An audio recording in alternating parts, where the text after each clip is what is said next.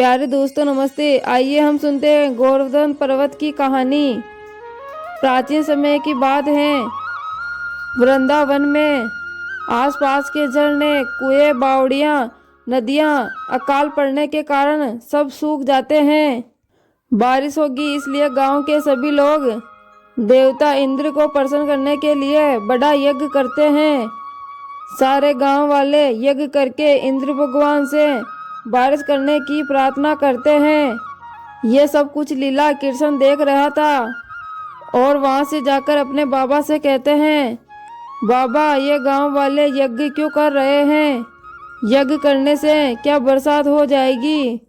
बाबा बोलते हैं, यज्ञ करने से भगवान इंद्र प्रसन्न हो जाएंगे और वो बारिश कर देंगे। फिर हमारी नदियां, झरोखे, तालाब सब कुछ पानी से भर जाएंगे और खेतों में फसलें लहलाने लगेगी। ये सब गांव वाले लोग भगवान इंद्र को प्रसन्न करने के लिए कर रहे हैं। कान्हा बोलता है, बाबा क्या बरसात के लिए यज्ञ करना जरूरी है? बाबा बोलते हैं, प्रसन्न करने के लिए हर साल यज्ञ करने की प्रथा है, इसलिए सभी गांव वाले यज्ञ करते हैं ताकि इंद्र भगवान हमें बारिश दे। कृष्ण बलराम, पानी हमारे जीवन के लिए एक महत्वपूर्ण घटक है और इस जल की कमी को इंद्रदेव पूरा करते हैं, इसलिए उनको प्रसन्न करने के लिए यह यज्ञ करना पड़ता है। कान्हा बोलता है, पर बाबा वो तो भगवान विष्णु के आदेश का पालन करते हैं।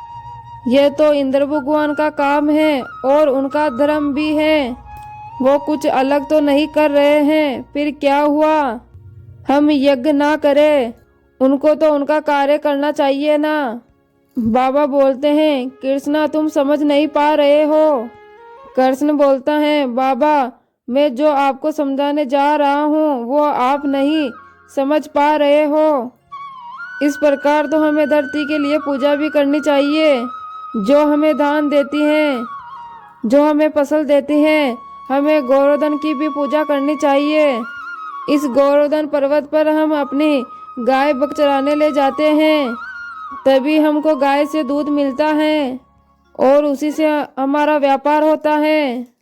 हमें जीने के लिए जिन चीज़ों की ज़रूरत है वो सारी चीज़ें हमें गोवर्धन पर्वत से मिलती हैं और हम उसी पर्वत पर निर्भर रहते हैं। कृष्ण की यह बात सुनकर एक ग्वाला बोलता है, नंद बाबा कृष्ण बिल्कुल सही कह रहा है।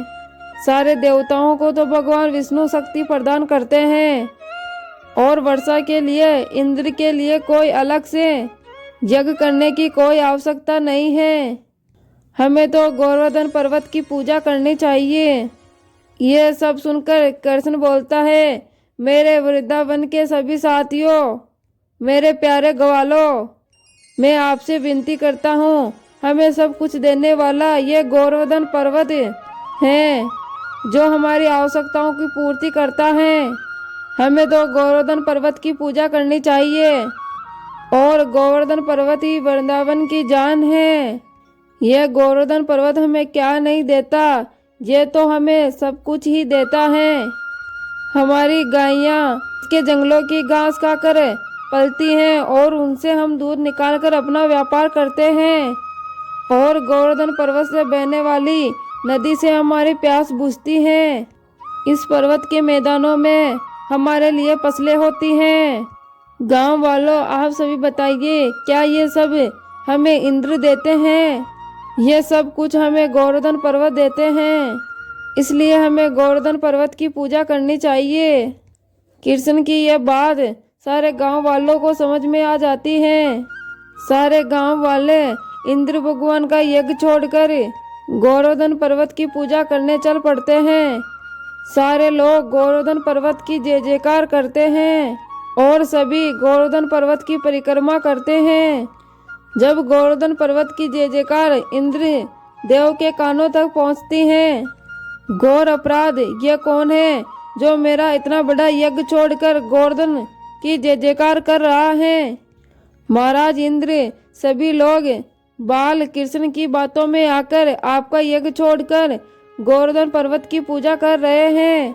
उनका मानना है कि सारी चीजें गोवर्धन पर्वत ही देता है, इसलिए आपकी पूजा करना वृंदावन वासियों ने छोड़ दिया है। कृष्ण ने सभी को बेका दिया है। इंद्रदेव गुस्से में बोलते हैं, वृंदावन वासियों की इतनी हिम्मत, साक्षात इंद्र का यज्ञ छोड़कर उस पत्थर के पहाड़ की पूजा कर रहे हैं, ये मैं कभी होने नहीं दूंगा। इंद्र अपने साथियों को आदेश देते हैं, जाकर वृंदावन पर कहर बरसाओ, बादल, अतिवृष्टि, ओले, जो हो सके वो सब कुछ करो, वृंदावन वासियों का जीना हराम कर दो। उनको अपना जीवन बचाने के लिए मेरे शरण में आना ही होगा। उन्होंने खुद इंद्रदेव को ललकारा है, अब तबाही होकर ही रहेगी। देखते हैं बाल कृष्ण कब तक उनकी सुरक्षा करता है। इंद्र का आदेश सुनकर उसके साथी वृंदावन में वर्षा का कहर बरसा देते हैं। चारों तरफ जोरों से हवा चलने लगती है, बादल गरजने लगते हैं। ये सब देखकर सारे लोग डर जाते हैं। सारी गैया इधर उधर भागने लगती हैं, पशु पक्षी यहाँ वहाँ दौड़ने लगते हैं। वृंदावन में बाढ़ आ जाती है, पेड़ पौधे टूटने लग जाते हैं। सभी लोग डरकर नंद बाबा के घर आते हैं और कृष्ण से कहते हैं, देख कृष्णा, आपकी बात सुनकर हमने गोवर्धन पर्वत की पूजा की है, लेकिन इससे इंद्रदेव और क्रोधित हो गए हैं। उन्होंने सारे वृंदावन पर अपना कहर बरसा दिया है। हमारे सभी के घर टूट चुके हैं, धरती हिल रही है। इंद्रदेव के क्रोध से अब आप ही रास्ता निकालिए और हमें बचाइए। कृष्ण कुछ भी कीजिए, हमसे बड़ा अपराध हो गया है। कृष्ण बोलता है, मेरे साथियों, बिल्कुल चिंता मत करो। यदि मेरी गलती की वजह से आपको ये भुगतना पड़ रहा है तो मेरी गलती भी मैं सुधार लूंगा। आप सभी चिंता मत करिए, मैं कुछ करता हूँ। कृष्ण सारे गांव वालों को लेकर गोवर्धन पर्वत के पास जाते हैं। नंद बाबा गुस्से में बोलते हैं, कृष्णा, अब बहुत हुआ, अब आगे तुम कुछ मत करो, हम सब मिलकर इंद्रदेव से क्षमा मांग लेंगे। कृष्णा बोलते हैं, ठीक है बाबा, लेकिन आपको माफी मांगने की कोई जरूरत नहीं है, इसका हल भी मैं खुद निकाल लूंगा। कृष्ण अपनी उंगली को गोवर्धन पर्वत की जमीन पर रखता है। उंगली को जमीन पर रखते ही जमीन फट जाती है और फटी हुई जमीन में कृष्ण कूद जाते हैं। यह सब देखकर सारे गांव वासी डर जाते हैं और कहने लगते हैं, कृष्ण को धरती में निगल लिया। तभी अचानक कृष्ण अपनी एक अंगुली पर गोवर्धन पर्वत को उठा लेते हैं और सभी गांव वालों को कहते हैं, सभी वृंदावन वासियों से विनती है, आप सभी गोवर्धन पर्वत के नीचे सुरक्षित हो जाए। यहाँ पर कोई खतरा नहीं है, आपको कोई भी बाढ़ आपको छू नहीं पाएगी। कृष्ण के ऐसा कहते ही सारे गांव वाले गोवर्धन पर्वत के नीचे आ जाते हैं और कृष्ण जी का हाथ बटाने के लिए सभी लोग डंडे का सहारा लेकर गोवर्धन पर्वत को उठाते हैं।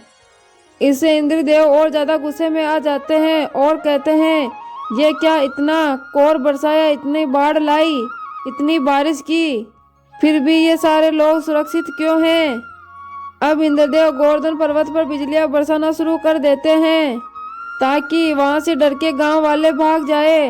इंद्र 2-3 बार गोवर्धन पर्वत पर जोर जोर से प्रहार करते हैं।